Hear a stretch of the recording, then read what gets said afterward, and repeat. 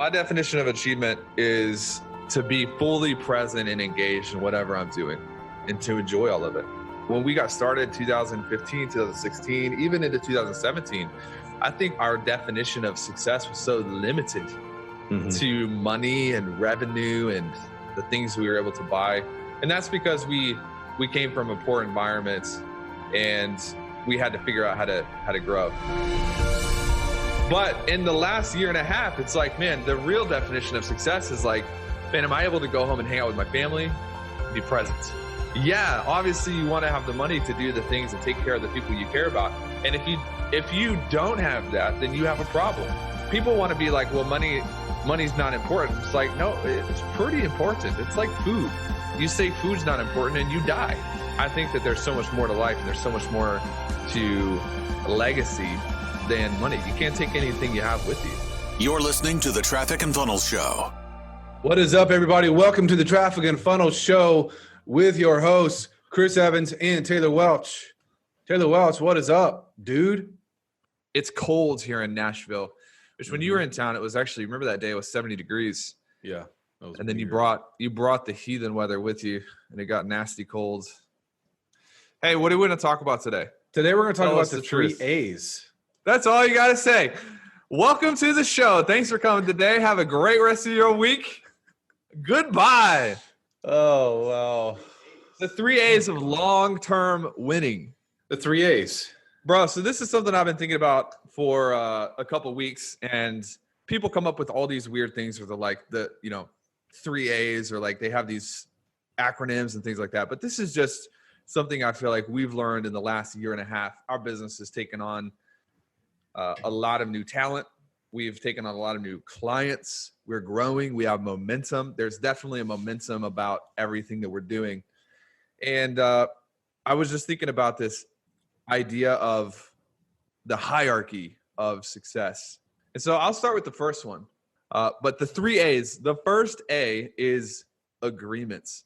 Dude, isn't it amazing that it's so easy to look at what other people are doing and what other people are saying they earn and we make these comparisons and these agreements in a moment. What you agree with takes power over you. It's like all of these different things, like I'm not good enough, or, I've been guilty of this, being like, I'm an introvert. I can't speak. I can't do this, that, or the other. And you had a phrase earlier when we were talking about this. You are what you agree with, good or bad, right? Yep. Dude, how many people are like, they don't know why nothing that they're doing is working. They don't know why they can't move forward. They don't know why everything that they try ends up ultimately failing. But if you look at their life, they've made thousands of agreements, little voices in their head that they've just agreed with. They basically say, you're not good enough, or you're not fast enough, smart enough. You'll never be Chris Evans. It's probably true, but what do you think about that? Like this. Yeah, I think it's absolutely true, man. And you see it all over the place. And a lot of this is based on your environment and how you were programmed when you were raised and what people said to you and, things that you've experienced. And so you have to, if you want to grow, you want to expand, you have to have new things that you're agreeing with. Right. And not like some hokey, weird kind of thing, but understanding that how you think is how you feel and how you feel is how you act. Right, so it all starts here. That's right. Good, man. Are you agreeing with me, bro? Dude, I just come into agreement with that right now. Listen, it's absolutely true. And people don't understand, and they don't give credence to the power of subconscious. The subconscious is mostly how you behave. Most of how you act and what you do is based on the subconscious. If you don't have a high level of awareness and the things that are going on internally and how you feel internally, you have to identify those things. Because I guarantee you right now, if you were to think, if you were to trace the roots, the things that you're agreeing with and have agreed with in the past are the cause of where you are today. Whether, I suck, or I'm not good at content, or I'm not good at speaking, or I'm not good at business, I'm not good entrepreneur, I'm not good at sales, I don't like this, I don't like that. Or money doesn't grow on trees. Mm-hmm. Or what about this? I don't have any friends. It's no one that I can connect with. Yep. Or that's hard. I think people, if you're not careful, the first thing you think of when you say this is like the crazy things that, of course, like anybody can tell a lie if it's a blatant lie. The things that really hurt us are the little things that we just kind of culturally are raised with Yes. And then we get to a place where it's like, we did this example a year ago where we had people raise their hands at an event. A lot of people in a room are like, who thinks that money is hard to get? Nobody raised their hands. And it's like, who is not at $100,000 a month? And like 60 people raised their hand. And it actually identified like people aren't aware of this agreement that they've made about money, about influence, about time, about relationships. But these things run the currents of our lives and we're not even aware of it. Yeah, I love it, man. I think people need to identify their agreements right now. Positive and negative. You have to come into agreement with the right things. You have to come out of agreement with the wrong things. Yeah, so I think identify what you are in agreement with and realize if it's healthy or not. Cut the things off that aren't healthy. Go all in on the things that are healthy and be okay with it. Yeah, and then ask yourself too, why? Why do I agree with the thing that I'm agreeing with? Because if you trace it down, it'll probably be some crazy roots, things that someone told you way back in the day, or whether it's something that you've listened to. Just cut that stuff out. Cut it off. Cut it off at the root.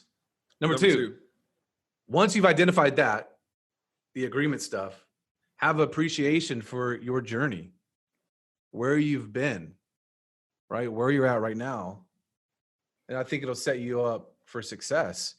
And this is where just the other day, man, I was thinking, wow, just appreciate where I've been, even the struggle, even the hardest things, because it really is the fiber. It's made who I am today, the positive and the negatives, right? And journeying through all the hard stuff, even as we built this business and leadership, things that we've had to go through and working with people and dealing with people. And man, it just gives me appreciation for where we are now. And it's been a requirement to get to where we are, the stuff that we've gone through. What else would you add to that? I'll just say, man, like I appreciate even the negative moments in my life because they've created the structure, the infrastructure for how we think today. And people always look at us, and this is happening more and more as we grow. And they want to know like the secret. They want to know how we've grown the way that we have as consistently. Anybody can grow at 400% in 1 year, but to do 400%, 300%, 380%, then 400%, we're going on our 5th year right now of like warp speed, crazy growth. And people are starting to notice, and they're like, well, what are you guys doing in your marketing? And it doesn't really have much to do with marketing, if we're being honest. That is not our significant advantage over everyone else. Anybody can market. You can learn how to write copy. The most significant advantage I can think of is up here, and how we think about setback, how we think about people, how we think about pain and failure. And we have a real appreciation for the downside of growing a business. Yep. And it's not all like unicorns and rainbows, dude. There have been hard decisions that we've had to make. And we see that in all of our companies. And I think that I think me and you have this next level appreciation for things that are difficult.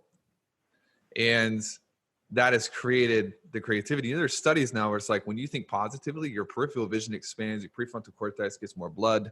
Like there's all of these things where it's like positivity and gratitude and appreciation and just that healthy energy makes you think better and faster, and people are missing out. Yeah. And I think people don't realize too, that the negative moments as well are building blocks. Yeah. Because without those moments, you wouldn't be where you are today. And I think a lot of people, they're afraid of those things. And so it keeps them stuck, whether in business or personally. Like they're just afraid for any kind of downside or negativity and risk. And I mean, that's just part of the journey. And it's just having that appreciation for the journey, the good and the bad.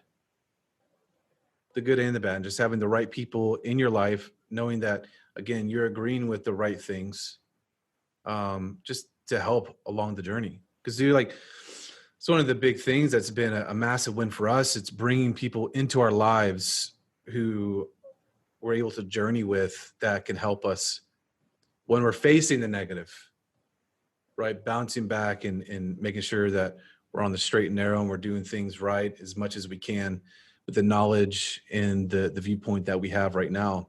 So don't be afraid of the negative. It's a part of your story. And I'd say Tell the story.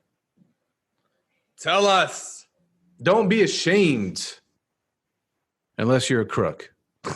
Then be ashamed. So agreements, appreciation, and then when you can fix this, it builds this foundation for true achievement. And dude, like you were saying, the difficult times are building blocks for ultimately the end destination who you're supposed to become. And if we look back over the last 5 years, what you see, I think the first two are internal and the last one is external. Everybody sees achievement. I wrote a post this morning where like everybody sees the outer work, but that outer work is paid for by the inner work. It's paid for by, me and you being able to look at situations and have true appreciation even when they suck. And when you can get that right, you can build up a foundation for achievement. What are some examples? What are some of the proudest achievements that you're excited that you were able to do in the last 3 or 4 years? Dude, the thing that really hits my mind actually is fresh. We got a message from one of our elite clients, and she flew all the way from Australia, which is amazing, to our Australia. Nar. Pete Tansey, a shout out for you. Love Gator, you too.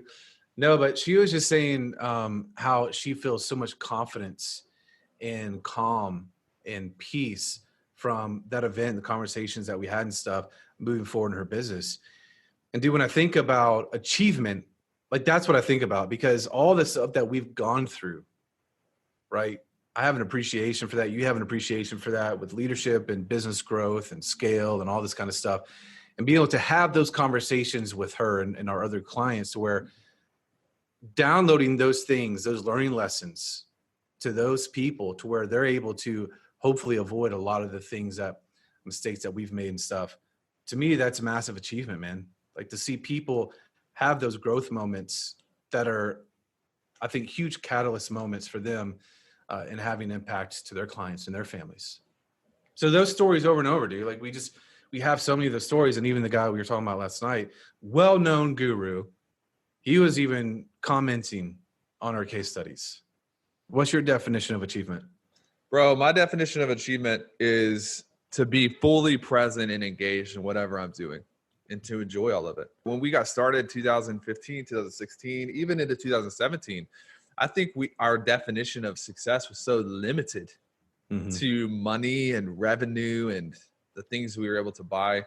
And that's because we came from a poor environment and we had to figure out how to grow. But in the last year and a half, it's like, man, the real definition of success is like, man, am I able to go home and hang out with my family? Be present. Be present. Am I able to, obviously you want to have the money to do the things and take care of the people you care about. And if you don't have that, then you have a problem. People want to be like, well, money's not important. It's like, no, it's pretty important. It's like food. Like, you say food's not important and you die. Like it's a pretty big deal. Yep. But I think that there's so much more to life and there's so much more to legacy than money. You can't take anything you have with you. It's like, man, everybody right now is paying their respects to Kobe. And you look at the lives that guy changed, his commitment to excellence, but he's not taking any of it with him, except for people remember him and how he made them feel. Yeah. And that's really what the ultimate goal is, True. Good word. Bro. Hey, if you want more of what we got, go get what we got. trafficandfunnels.com/products. Hey, I just made that up on the spot. I like that a lot, dude. Hey, much love. See you guys. Thanks for listening. For more from Chris and Taylor, visit trafficandfunnels.com and get a free gift just for being a subscriber. That's trafficandfunnels.com.